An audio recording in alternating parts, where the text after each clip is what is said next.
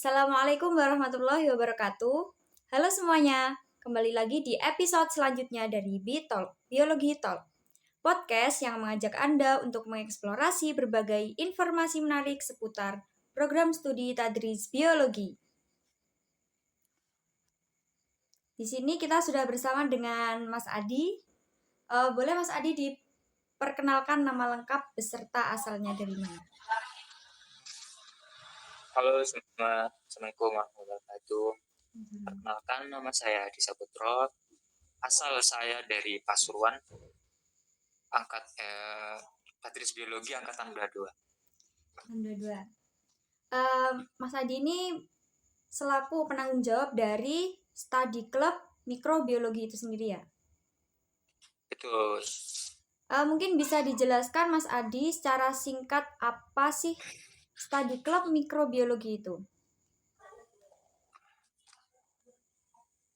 Kalau pengertian Study Club Mikrobiologi itu dimana kalau Study Club Mikrobiologi merupakan wadah di mana sekelompok mahasiswa ini atau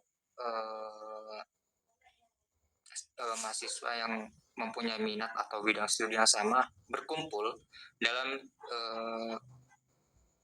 dalam membahas atau belajar bersama terkait mikrobiologi itu sendiri, seperti bakteri, virus dan lain-lainnya gitu. Jadi ini kayak perkumpulan dari mahasiswa di luar perkuliahan gitu, kayak punya klub tersendiri gitu. Itu sih. Mungkin tujuan diadakannya praktikum dalam Study Club Mikrobiologi itu bagi mahasiswa terutama apa? Kalau tujuannya pastinya yang pertama itu memperdalam pemahaman teori. Nah, jadi di dalam studi mikrobiologi ini mahasiswa dapat memperdalam pemahaman materi. Nah, kalau di study club kan ada kayak proyek atau kegiatan gitu ya. Nah, jadi itu dikerjakan sendiri, eksperimen sendiri, tetapi tetap ada yang mendampingi dari dosen. Kebetulan kemarin dosen kita itu Bu Ros. Nah, sebelum kita memulai proyek kegiatan itu, Bu Ros kayak ngasih saran, motivasi, terus memperdalam teori-teori gitu. Kemudian yang kedua, pastinya meningkatkan keterampilan praktis ya. Jadi mahasiswa ini kayak harus berani melakukan eksperimen sendiri gitu, melatih gitu. Kemudian yang ketiga, mempersiapkan keterampilan analisis dan pemecahan masalah. Nah, jadi ketika kita membuat proyek, kita pastikan mempunyai kayak hasilnya itu seperti apa gitu kan, mengharapkan hasil yang sempurna gitu. Nah, kemudian ketika kita harapan kita hasil itu tidak sesuai dengan apa yang kita harapkan di awal, nah itu kita bisa analisis, kita bisa melakukan analisis masalahnya itu seperti apa, pemecahan masalah ini seperti apa gitu. Jadi melatih gitu sih sebenarnya. Kemudian yang keempat itu bisa membangun jaringan dan kolaborasi. Nah, jadi selain memperdalam teori tersebut, kita punya teman yang mempunyai minat yang sama, mempunyai jaringan. Kemudian kita juga berkolaborasi dalam melakukan proyek tersebut gitu. Itu sih. Untuk praktikumnya sendiri kemarin itu praktikum apa? Kalau praktikum kemarin itu ada satu kunjungan. Itu ada pembuatan keju sama kolam Winogradsky itu. Kalau pembuatan kolam Winogradsky sendiri itu tempatnya ada di mana? Untuk apanya? Tempat praktikumnya? Ya, tempat praktikum. Oh, tempat praktikum kemarin kita di gazebo. Gazebo Winhas. Iya. Oh. Tujuan utama dari praktikum kolam Winogradsky sendiri itu apa? Kalau tujuannya kita praktikum kolam Winogradsky itu kita untuk mempelajari zonasi mikroba berdasarkan kebutuhan oksigen dan cahaya. Nah, kemudian kita bisa memahami siklus biogeokimia seperti kayak karbon, nitrogen, sulfur yang terjadi dalam ekosistem mikroba. Gitu. Mungkin yang selanjutnya, fungsi dari pembuatan kolom Winogradsky sendiri itu apa? Kalau fungsi dari pembuatan kolom itu pastinya sebagai model ekosistem mikroba ya. Jadi bentukan kayak kolom Winogradsky ini dia di kayak apa ya? Mempunyai wadah di ini loh, kayak botol. Kemudian kayak diisi sama bahan-bahannya gitu. Jadi dia kayak model ekosistem mikroba mini gitu. Jadi kita bisa mengamati interaksi mikroorganisme dalam lingkungan tertentu. Kemudian kita bisa mempelajari metabolisme mikroba seperti kayak fotosintesisnya, kayak fermentasi sama reduksi senyawa kimianya gitu. Kemudian dapat menunjukkan distribusi mikroba ini berdasarkan ketersediaan nutrisi dan oksigennya gitu. Mungkin alat dan bahan yang kemarin digunakan praktikum itu apa saja? Kalau untuk alat dan bahannya kemarin kita menggunakan bahan bekas sih. Alatnya itu kita menggunakan kayak botol transparan, botol aqua itu ukuran 1 liter. Kemudian pakai spatula, garpu, sendok, kemudian karet gelang, plastik gitu alatnya. Kemudian untuk bahannya kita pakai lumpur atau tanah dari lingkungan perairan. Kebetulan kemarin kita ambil di sawah dan air dari sumbernya sama. Jadi ambil lumpur sama airnya itu di lingkungan sawah itu. Kemudian yang kedua ada kalsium karbonat CaCO3 sebagai sumber karbonnya atau bisa juga mengatur pH-nya. Kebetulan kemarin kita pakai kapur karena kapur mengandung karbon gitu.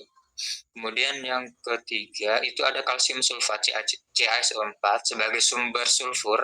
Nah, kita itu pakai telur rebus kemarin. Jadi dalam telur rebus itu mengandung sulfur gitu ya, mengandung nitrogen.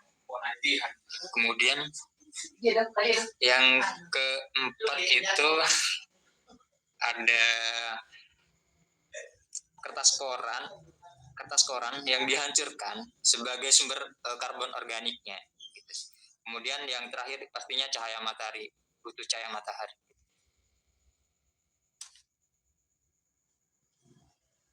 Untuk kertas korannya sendiri itu dihancurkan sampai halus gitu, Mas? Iya, dipotong-potong kecil-kecil dulu, terus dicampur. Oh, dipotong-potong kecil sampai kecil gitu. Iya. Untuk langkah-langkah atau tahapan dalam praktikumnya itu seperti apa? Mungkin bisa dijelaskan secara simpelnya atau secara rincinya, tidak apa-apa. Dan cara pengamatannya itu seperti apa? Nah, jadi pertama kita itu menyiapkan medianya. Kita tadi pakai lumpur ya. Lumpur atau tanah kita itu kemudian menjadikan 3 bagian dan butuh wadah. Wadah. Nampan. Butuh nampan, 3 nampan. Nah, itu jadi setiap nampan itu ditaruh nanti bahan-bahan yang sudah dicampurkan. Yang pertama itu campuran 1-2 butir telur rebus sama lumpurnya itu tadi. Kemudian masukkan ke wadah pertama, kemudian kapur sama tanah lumpurnya dia dicampur, kemudian dimasukkan ke wadah kedua. Kemudian potongan koran tadi yang sudah dicampur sama lumpurnya dimasukkan ke wadah ketiga gitu. Nah, kemudian kita menyiapkan botol air mineral, botol aqua 1 literan itu. Nah, jadi untuk botolnya kita itu dipotong paling atas. Jadi yang muncungnya tahu kayak muncung gitu kayak ke ininya, ke tutupnya itu dipotong. Jadi diratain gitu. Nah, gitu. Kemudian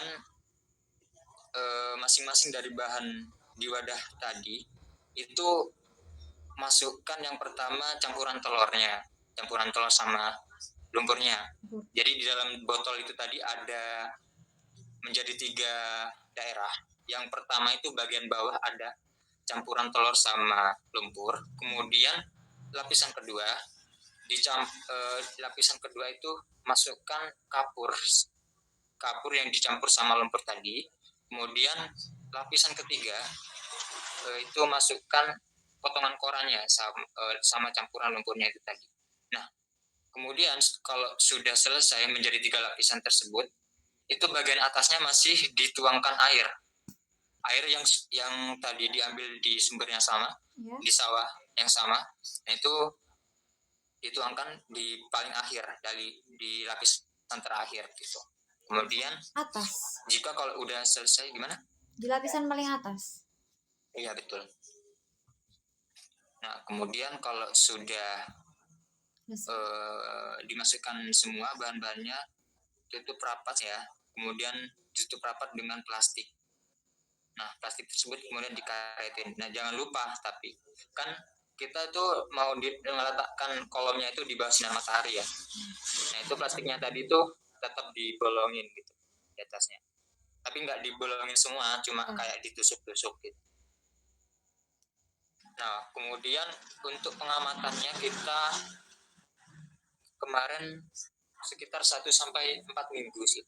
Tapi sebenarnya kalau Microgradski ini dia pengamatannya dari 4 minggu sampai 7-8 mingguan. Nah, karena kita kemarin keterbatasan waktu ya, jadi kita pilih 1-4 minggu untuk pengamatannya. Nah, kemudian untuk pengamatannya itu kita per minggu 1 kali. Nah, kemudian itu yang dia mati kita melihat perubahan warnanya dari waktu ke waktu gitu. Nah, jadi itu warnanya tuh dari minggu ke-1, minggu kedua itu seperti apa warnanya. Nah, jadi itu kita yang diamati gitu.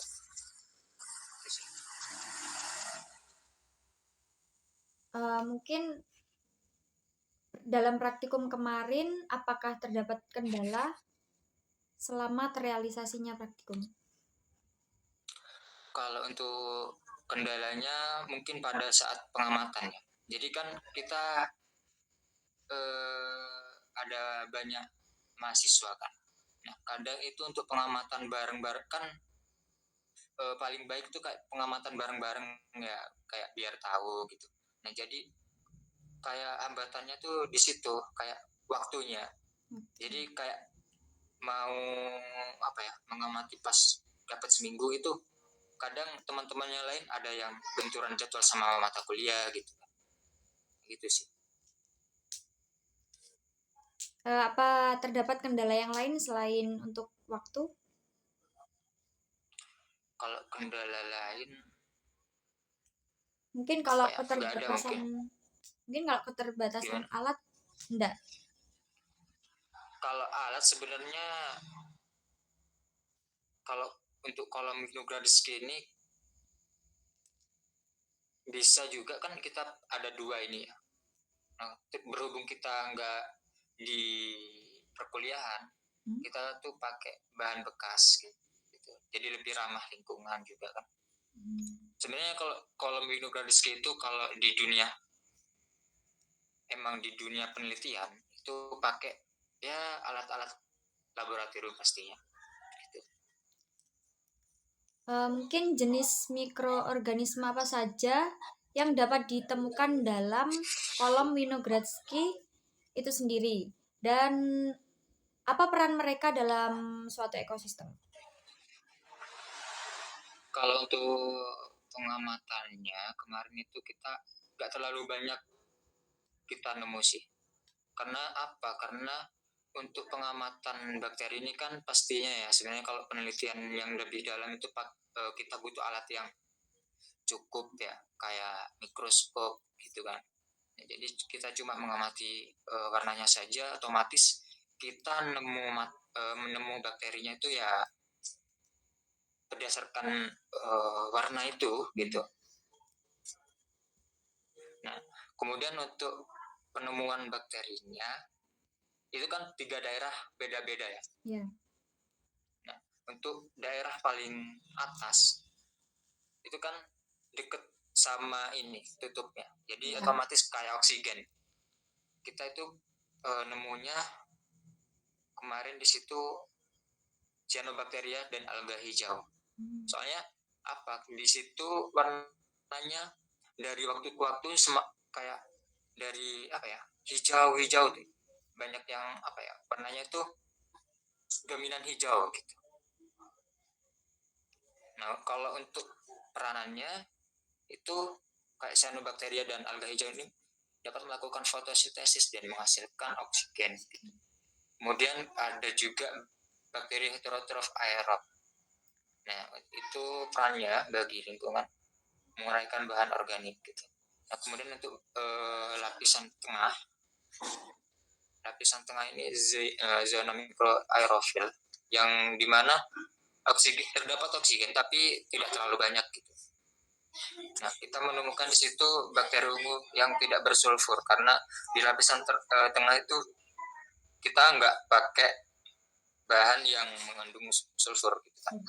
Nah, kalau untuk peranannya di situ bakteri ungu dia berperan sebagai fotosintesis anoksigen nih. Nah, jadi dia itu menggunakan senyawa organik sebagai donor elektronnya. Nah, maksudnya gimana?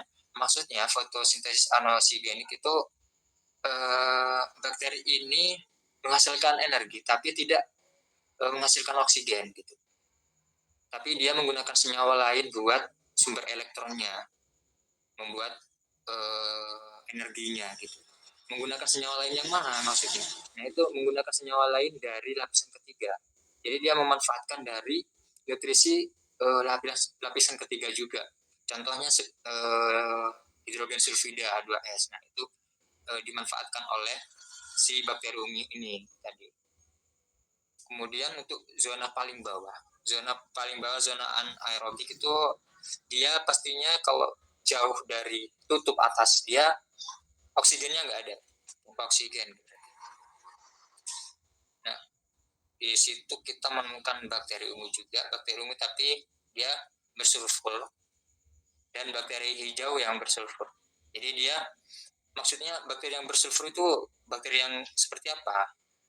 Jadi bakteri yang kita temukan di lapisan ketiga ini dia bakterinya bisa mengolah sulfur. Jadi kan itu telur ya bahannya untuk ini kayak nutrisinya. Jadi si kandungan nutrisi dari telurnya ini diuraikan menjadi H2S atas peran bakteri ungu dan hijau ini gitu. Untuk fotosintesis pastinya gitu. Kemudian di sini kita menemukan juga desulfovibrio atau bakteri pereduksi sulfat. Jadi dia mengubah sulfat dalam kandungan telur menjadi H2S. Jadi sama perannya.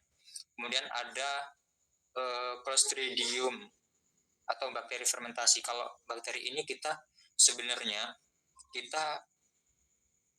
kalau bakteri fermentasi kita kan nggak ngamati kayak fermentasinya kan. Jadi sesuai jurnal sih sebenarnya. Jadi kalau di lapisan ketiga itu pastinya ada bakteri fermentasinya juga. Jadi itu sih berdasarkan jurnal juga kita akan biar apa sih yang terkandung dalam pada lapisan-lapisan tersebut gitu.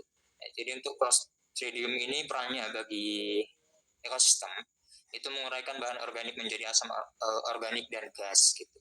Jadi dia bisa menguraikan asam organik dan gas gitu. Itu sih. Jadi nggak terlalu banyak. Berarti dalam kolom bawah sendiri ya, kolom ketiga ya, berarti menemukan 3 mikroorganisme. Betul, tapi yang kayak bakteri fermentasi tadi ini kan kayak kita ngamatinya harus pakai ini sebenarnya alat kan. Ya, jadi itu sesuai jurnal juga sih, kita berdasarkan jurnal juga sih. Berarti sesuai hasil dari jurnal. Iya betul. Jadi kayak kita nih kan pengamatannya cuma gini doang ya, kayak mengamati warnanya. Ya. Itu kita biar lebih dalam mungkin, meskipun nggak pakai alat, kita pakai referensi jurnal juga gitu. Mungkin apa konsep ekologi mikroba yang bisa dipahami dalam Kolominogradsky tersebut? Kalau konsep yang bisa dipahami, mungkin yang pertama itu stratifikasi mikroba ya. Maksudnya kayak mikroorganisme ini terbagi dalam zona sesuai dengan kebutuhan oksigen dan nutrisinya. Jadi kan tadi kan kalau lapisan atas kayak oksigen gitu kan. Kemudian yang tengah ada oksigen tapi nggak terlalu banyak. Nah jadi kayak mikroorganisme ini kayak terbagi di zona sesuai dengan kebutuhan oksigennya juga sih. Kemudian konsep kedua itu daur ulang nutrisi. Kayak daur ulang nutrisi ini kita kan kemarin udah belajar di ekologi kayak biokimia. Nah, itu kan kayak membahas tentang kayak daur ulang gitu kan. Daur ulang gas gitu kan. Jadi mikroba ini pastinya di dalam siklus tersebut mikroba berperan dalam siklus karbon seperti sulfur juga dan nitrogen dan lain-lain gitu. Kemudian konsep ketiga yang bisa dipahami itu interaksi antar mikroba sih. Kayak meskipun apa ya, kita mengamatinya di kolam cuma di ekosistem ini, kita bisa memahami bahwa ekosistem itu ada terjadi interaksi antar mikroba gitu. Kayak terjadi simbiosis, visi, transfer energi gitu. Gitu sih. Mungkin pesan apa yang bisa diambil dari terrealisasinya praktikum kemarin? Pesan yang bisa diambil,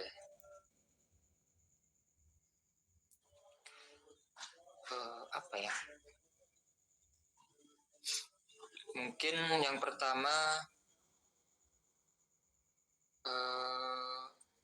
ya apa ya, kalau praktikum keanekaragaman mikroba. Jadi mikroorganisme ini memiliki kemampuan untuk beradaptasi di berbagai kondisi lingkungan dan dapat membentuk ekosistem yang kompleks dalam ruang terbatas pastinya. Seperti tadi, cuma ekosistem ini, tapi si mikroorganisme ini dapat atau memiliki kemampuan untuk beradaptasi gitu. Kemudian sebagai apa ya, bisa apa ya, kayak kalau Mikrogradsky ini kayak menunjukkan bagaimana sih kayak mikroba ini tersebar dalam lapisan yang berbeda sesuai dengan kebutuhan dan toleransi terhadap oksigen gitu. Seperti kayak paling atas tadi, kayak mengandung mikroba yang membutuhkan oksigen pastinya kan, seperti cyanobacteria gitu. Kemudian lapisan bawah mengandung bakteri anaerobi Desulfovibrio. Kemudian pastinya kalau ini berkaitan sama siklus biologi kimia yang saya jelaskan tadi. Kemudian apa ya? Ini pesannya itu dari segini loh, kayak mikroba ini memainkan peran penting lah terhadap ekosiklus kehidupan gitu. Bahkan yang tampak tidak bersahabat kayak kekurangan oksigen tadi gitu.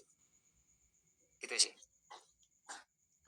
Kira-kira ada kurang lebih berapa mahasiswa yang mengikuti studi klub mikrobiologi ini?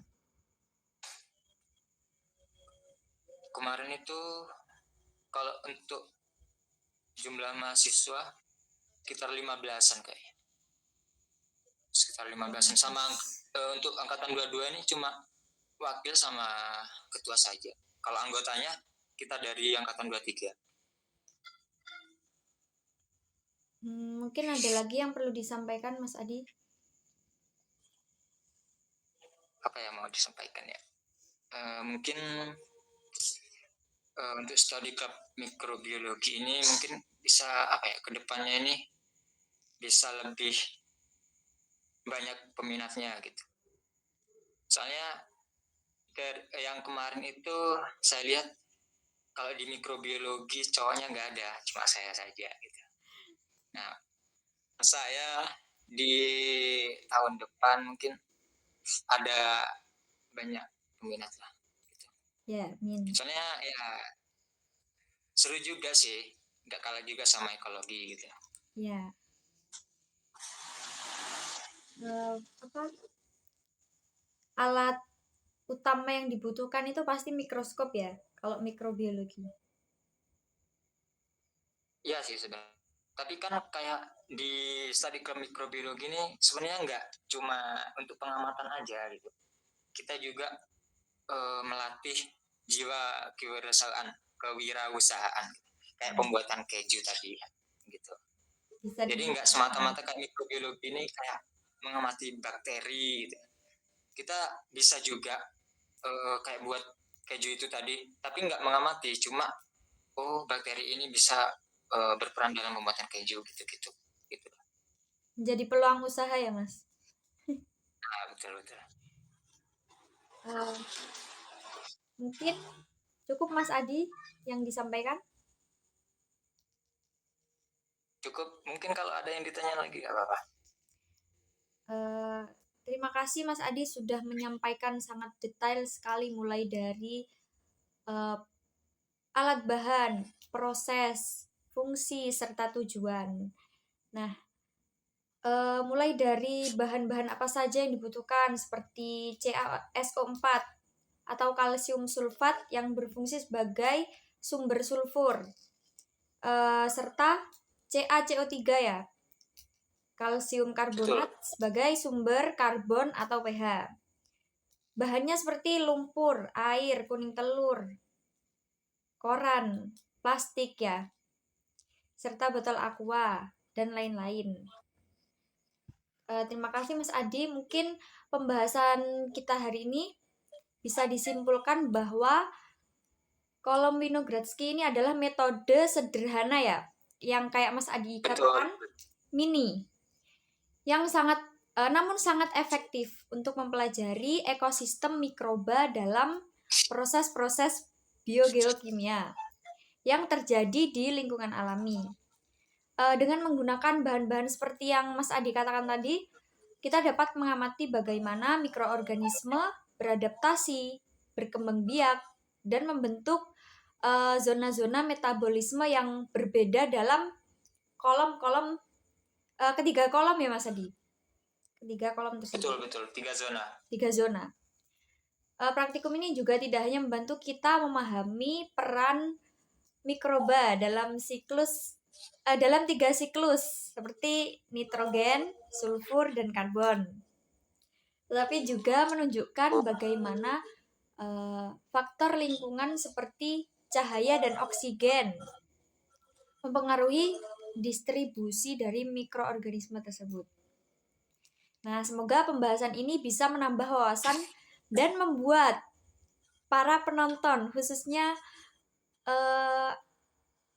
angkatan prodi Tadris Biologi selanjutnya, lebih tertarik untuk mengeksplorasi dunia mikrobiologi. Terima kasih Mas Adi sudah menyampaikan sangat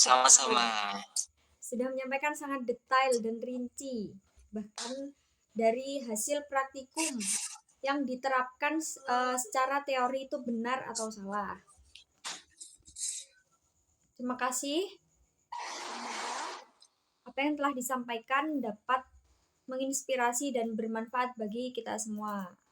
Amin. Terima kasih Mas Adi. Mungkin bagi teman-teman, mungkin bagi para penonton yang memiliki masukan atau ingin berbagi cerita pengalaman menarik lainnya, jangan ragu untuk menghubungi media sosial kami pada akhir video ini. Terima kasih Mas Adi. Mungkin bisa kita kembali lagi di episode selanjutnya dari Bitol. Oke, sama-sama. Wassalamualaikum warahmatullahi wabarakatuh. Waalaikumsalam warahmatullahi wabarakatuh.